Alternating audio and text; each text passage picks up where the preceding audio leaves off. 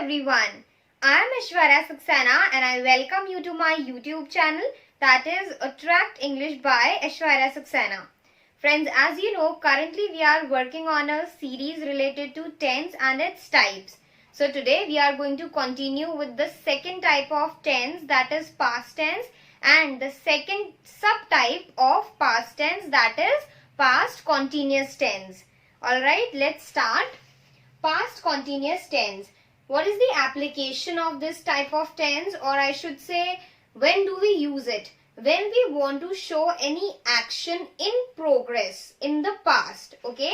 An action that was going on in the past or that was in progress in the past is shown by past continuous tense. Now let us discuss the format to frame sentences in this type of tense. The sentence always starts with a subject. Subject has to be either a noun or a pronoun. Noun is the name of any person, place, anything, etc. And pronouns are words that replace or describe nouns like he, she, it, they, etc. Then plus was or were. Was if your subject is singular, and were if your subject is plural. And also please note down that were is also used with you pronoun. Although you is singular, we use were with you also. Then plus fourth form of verb. Fourth form of verb is the ing form of verb. Remember, whenever any type, any subtype of any type of tense is having continuous in its name, or any type of continuous tense, it always have fourth type of verb, because the continuous tense shows that the action is in progress, and that is represented by the ing form of verb, that is the fourth form. Plus object. Objects are used to answer the question why, where, who, okay, etc. in order to complete the meaning of sentence. Now let's clear this format via examples. First, John was playing cricket. Here, John is subject. It is a noun since it is the name of a person. Then was, why? Because John is singular. It is a single person. Then playing. It is the ing form or fourth form of verb play. And cricket. Cricket is answering the question why. John was what? John was playing what? Cricket. Okay, so this is the object here. And you can see when I say John was playing cricket, it means this action was in continuation in the past. Then second, Mary was writing a book. Here Mary is the name of a person. It is a noun, subject. Then was, the same reason, Mary is singular. Then writing. Writing is the fourth form of verb write. And then a book. It is object. Mary was writing what? A book. So here a book is answering the question what, or it is completing the meaning of sentence, and therefore it is the object here. Last, I was going to the market yesterday. Here I is a pronoun. As I told you, subject could be either a noun or a pronoun. So I is a pronoun. Then was, because I is singular. Then going. Going is the fourth form of verb go.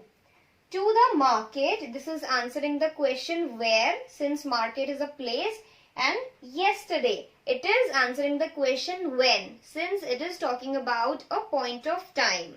So this is a complete object. I was going to the market yesterday. Yesterday means the day that has passed. So in past, I was going. In past, this action was in continuation. So this is how we frame sentences in past continuous tense. Let us have a look at the format for framing negative sentences in past continuous tense. If you have well understood the concept that I have already discussed with you, then it will be very easy for you to understand this concept also. Because the format for framing a general sentence is very much similar to what you need to know to frame a negative sentence. Okay? In this case also, the sentence always starts with a subject, and always a subject will either be a noun or a pronoun. Then plus was/were. As I have already told you, you will use was if your subject is singular and were if your subject is plural. Okay? And one more thing I told you is that if you are using you pronoun as subject, then you will use were. This is an exceptional case. Then not. This is the only change that you have to add when you are framing a negative sentence, because not is the word that introduces negation to a sentence. Okay? Then plus fourth form of verb, that is the ing form, and then plus the object. So the format is similar to what we have already discussed. The only change is that here we have to add a not after was or were, whatever we are using. Let's see example. I have not changed the examples and I am not going to change it for the rest of the video. Why? Because I will frame same examples in different formats so that you can notice the changes that each and every format is adapting, and then you will be able to understand much better.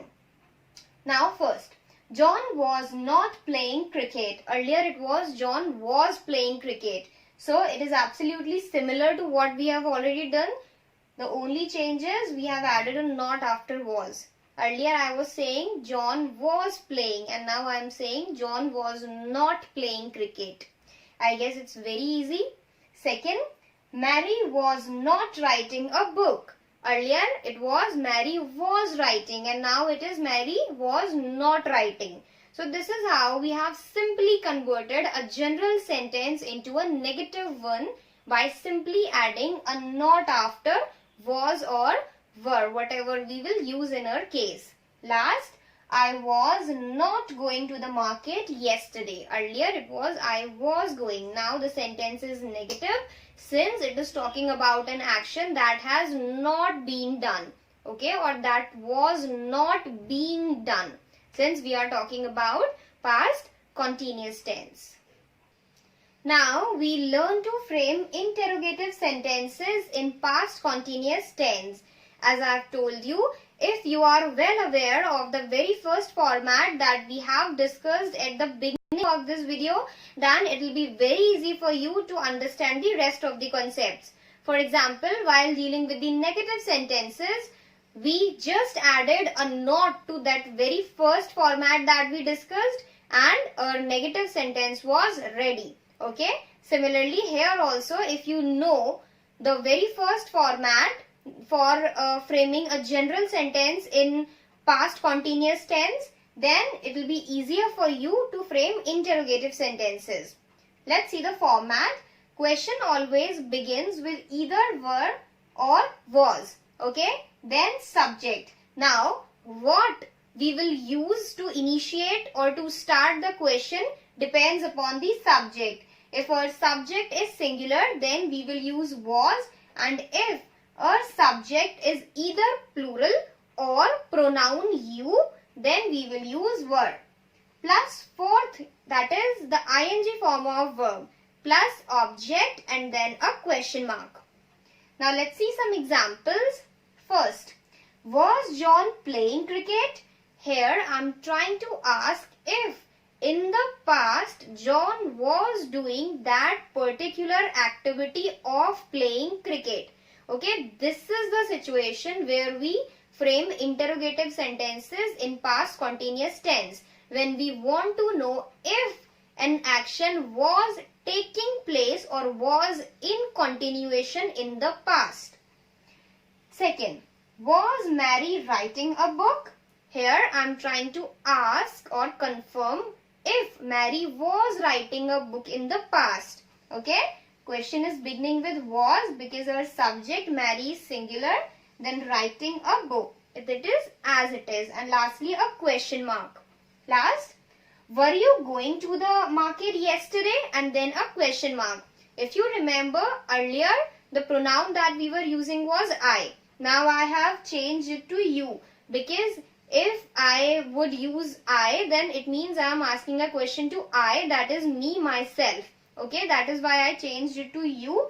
And since I have told you that while using you pronoun, we always use were. Therefore, the question is starting with were. So, were you going to the market yesterday? And then a question mark.